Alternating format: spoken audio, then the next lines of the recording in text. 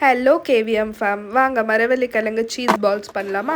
So இதுக்கு தேவையான பொருள் என்னென்னா வெங்காயம், பச்சை மிளகாய், கருவேப்பிலை, கொத்தமல்லி. ஸோ இது எல்லாமே குட்டி குட்டியாக கட் பண்ணி வச்சுக்கோங்க. இது கூடவே kasuri methi, ginger garlic paste எடுத்திருக்கேன். இந்த ரெசிபியை நீங்கள் உருளைக்கிழங்குல பண்ணிங்கன்னா இன்னும் சூப்பராக இருக்கும். அம்மா வீட்டில் சாப்பிட மாட்டாங்கன்றதுனால நான் இதில் பண்ணுறேன். மரவள்ளி கிழங்கு ஆல்ரெடி நான் வேக வச்சுருந்தேன். இதை ஸ்மாஷ் பண்ணிக்கலாம். சீஸை குட்டி குட்டியாக கட் பண்ணிவிட்டு நம்ம கட் பண்ணி வச்சுருந்த எல்லா இன்க்ரீடியன்ட்ஸும் மரவள்ளி கிழங்குல போட்டு மிக்ஸ் பண்ணிக்கலாம். பக்கத்தில் ஒரு பிளேட்டில் ஆயில் தடவிட்டு இந்த மிக்ஸ் பண்ணி வச்சுருந்த இன்க்ரீடியன்ட்ஸ் எல்லாமே குட்டி குட்டி பால்ஸ் பண்ணிவிட்டு சீஸை அதில் ஸ்டஃப் பண்ணி எல்லா பால்ஸும் பண்ணி வச்சுக்கலாம். சீஸ் பால்ஸ் கிறிஸ்பியாக வர்றதுக்காக தண்ணியில் கொஞ்சமாக கார்ன்ஃப்ளவர் மிக்ஸ் பண்ணி வச்சுக்கலாம். டீப் ஃப்ரை பண்ணுறது அன்ஹெல்தின்றதுனால நான் பனியாரக்கல்லில் ஃப்ரை பண்ணுறேன்.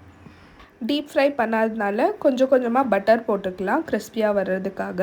ஸோ அந்த பால்ஸ் எல்லாமே நம்ம கார்ன்ஃப்ளவரில் டிப் பண்ணிவிட்டு கொஞ்சம் கொஞ்சமாக எடுத்து ஃப்ரை பண்ணி வச்சுக்கலாம். ஸோ அவ்வளோதான், மரவள்ளி கிழங்கு cheese balls ready to serve. இந்த ரெசிபி பிடிச்சிருந்துச்சுன்னா லைக் பண்ணுங்கள், ஷேர் பண்ணுங்கள், கமெண்ட் பண்ணுங்கள்.